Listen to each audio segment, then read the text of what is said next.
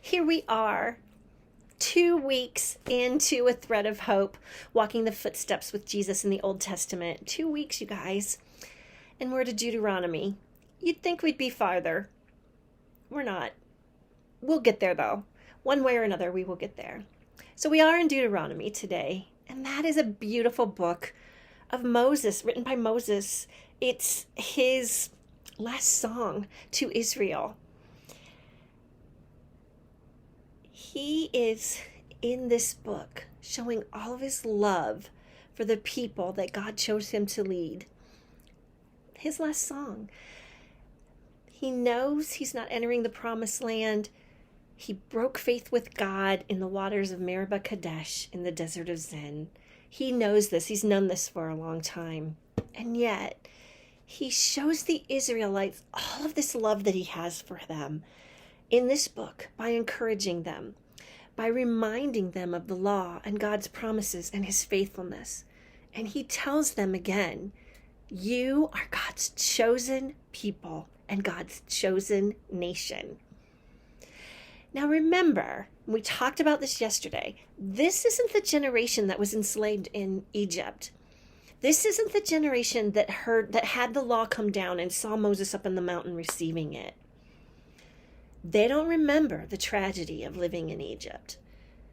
They needed reminded because they're a different generation. And if you'll remember yesterday, as they're getting ready to enter the promised land, they are once again this generation who doesn't even remember it. If they were there, they were children saying, we should just go back to Egypt. At least there we knew what was going to happen. 40 years later. I love that because it's so me, right? So he tells them the story, this new generation, of how the law was spoken to him, how God's words on that mountain came to him and he brought them down to the people, the law. He reminds them of their disobedience and how they need faith and they need trust and they need to obey God to have a relationship with him. And again, I'm going to say that's the whole point of this, is a relationship with God. That is why he made us, and he wants that back. He tells them to take heart of all of these words he has spoken. They are not idle words. They are your life. And that's what he says in Deuteronomy 32. Can you not see Jesus in the love that Moses has for his people? In the humility and the service that he led them with for more than 40 years, in the way that he spoke the truth to them so boldly? Doesn't that sound like Jesus?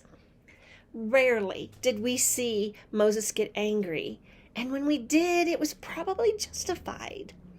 Yes, he was just a plain old human like you and I. He wasn't a divine human like Jesus. He did sin, and he's going to pay for that. At least one of them, as he doesn't get to enter the promised land. But there are few people, if any, that can come as close to leading the way Jesus did as Moses. He ends his time with Israel with a beautiful blessing for every tribe. His final written words are, "Blessed are you, O Israel. Who is like you, a people saved by the Lord? He is your shield and helper and your glorious sword. Your enemies will cower before you, and you will tread on their heights." God took Moses up to Mount Nebo, and he showed Moses the promised land. All of it. He could see all of it from the height of the mountain. And I just have to think that was such a blessing to Moses to be able to see the land, even though he couldn't enter it. He was 120 years old, and he still had his sight, and he was still vigorous. This was a man who came face to face with God, probably through Jesus, but still, he was strong on that mountain. And I think it's because he had a relationship with God. He came face to face with God.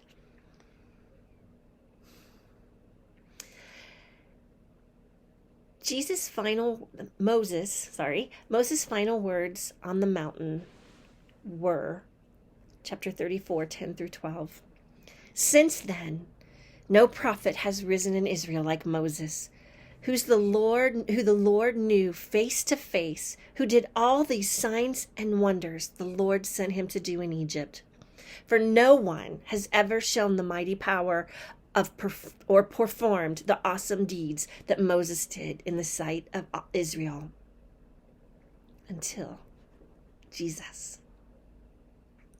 Until tomorrow, have a wonderful day.